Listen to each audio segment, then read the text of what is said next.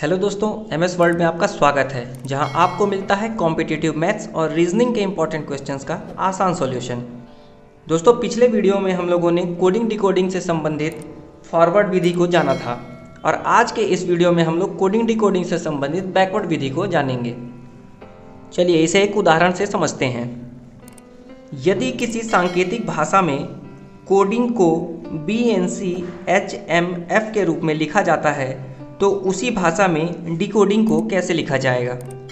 दोस्तों, प्रश्न में एक शब्द दिया हुआ है कोडिंग, CODING, और इसे कोड करके BNC HMF लिखा गया है।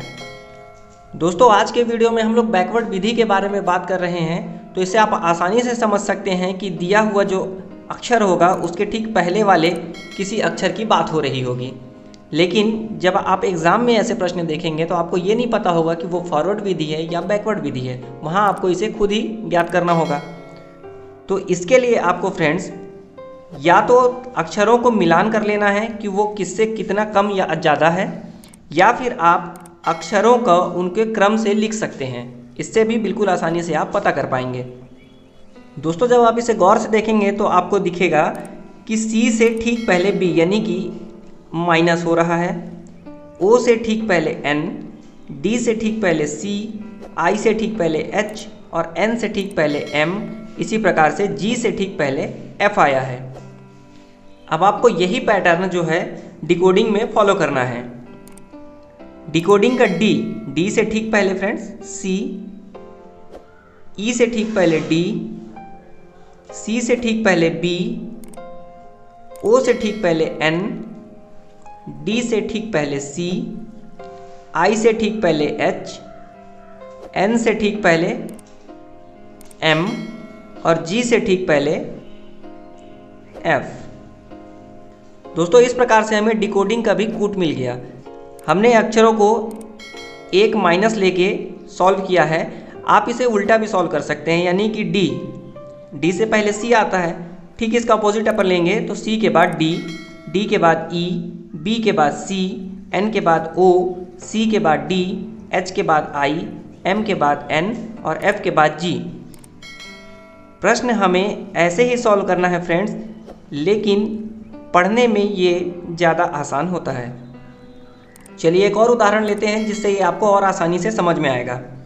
यदि किसी कूट भाषा में राइट को SNEPA के फॉर्म में लिखा जाता है तो उसी भाषा में रीड को कैसे लिखेंगे। दोस्तों, हमें दिया हुआ है शब्द है राइट, WRITE राइट, और इसे कोड करके SNEPA के फॉर्म में लिखा गया है। दोस्तों, यहाँ देखने से जल्दी से आप नहीं पता कर पाएंगे कि इनके बीच का अंतर कितना है, तो इसे आसान बनाने के लिए आपको सबसे पहले इन दिए हुए अक्षरों का अंकीय मान लिख लेना है। दोस्तों, अंकीय मान निकालने के लिए हमने एक पहले वीडियो बनाया है जिसमें हमने इजोटी के बारे में बताया हुआ है कि इजोटी की मदद से आप कैसे आसानी से किसी भी दिए हुए अक्षर का क्रम लिख सकते हैं। सबसे पहले आप इन अक्षरों का क्रम लिख लीजिए।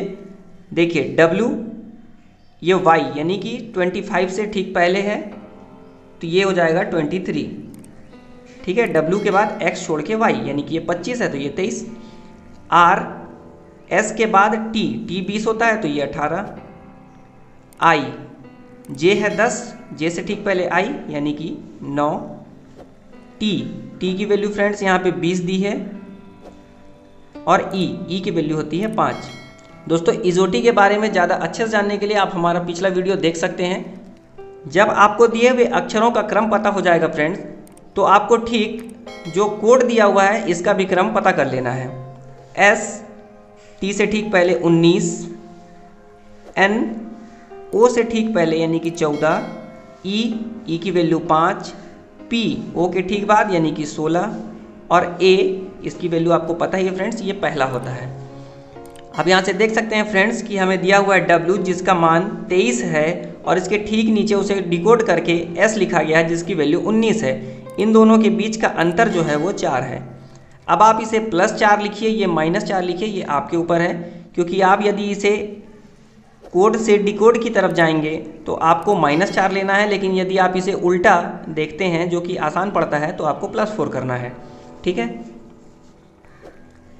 यहाँ पे आप देखेंगे तो इनके बीच का भी अंतर 4, इनके बीच का भी अंतर 4 और इनके बीच का भी अंतर 4, इसी प्रकार से इनके बीच का अंतर भी 4 है। दोस्तों यहाँ पे जो शब्द राइट दिया हुआ है और उसका कोड दिया हुआ है, इनके हर एक अक्षर के बीच का अंतर जो है वो 4 है। बस यही आपको पता करना था और इसी पैटर्न पे हम रीड को भी आगे हल करेंगे। अब रीड का भी कोड लिख लेंगे। R यानी कि 18, E यानी कि 5, A यानी कि 1 और D बराबर 4। दोस्तों 2-4 प्रश्न हल करने के बाद आपको इनके मान बिल्कुल अच्छे से याद हो जाएंगे, आपको बिल्कुल भी मेहनत करने की जरूरत नहीं पड़ेगी। ठीक है, यहाँ से हमें इनका मान पता चल गया और आपको अब क्या करना है, दिए हुए मान में से 4 घटा लेना है, जो संख्या आएगी उसका अक्षर लिख लेना है। ठीक है, बस इतना ही करना था। 18 में से 4 जाएगा तो 14, 5 में से 4 जाएगा तो 1।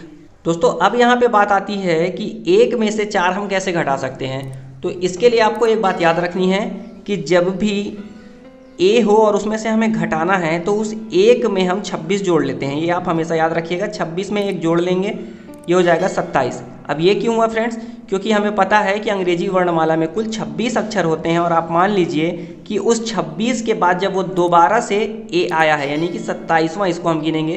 अब इसमें से 4 घटाना बिल्कुल आसान हो जाता है। 4 आप इसमें से घटाएंगे तो आपको मिलेगा 23।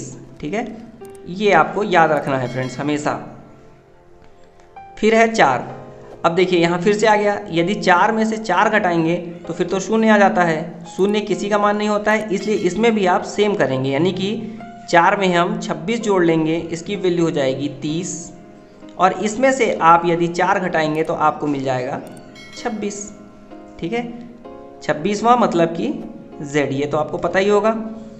बस आपको इनका मान निकालना था, मान में से 4 घटाते जाना है क्योंकि ऊपर यही पैटर्न फॉलो कर रहा है। और जब भी संख्या कम हो और घटाने वाली संख्या ज़्यादा हो तो आपको क्या करना है, 26 उसमें ऐड करना है और उसके बाद घटाना है, ये आपको याद रखना है।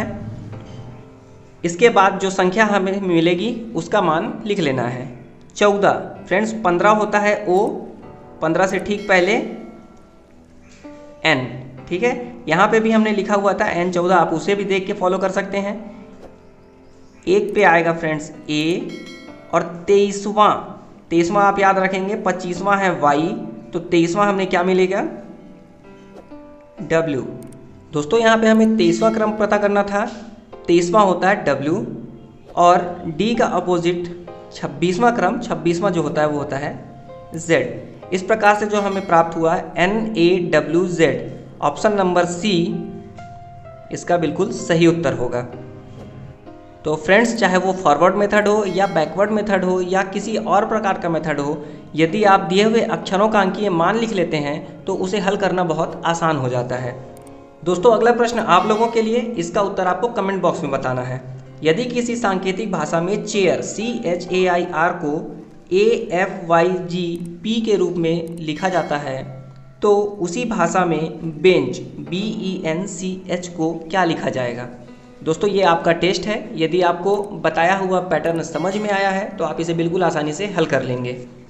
इस वीडियो में बस इतना ही, मिलते हैं अगले वीडियो में एक नए पैटर्न के साथ। ये वीडियो आपको कैसा लगा हमें कमेंट बॉक्स में ज़रूर बताएं।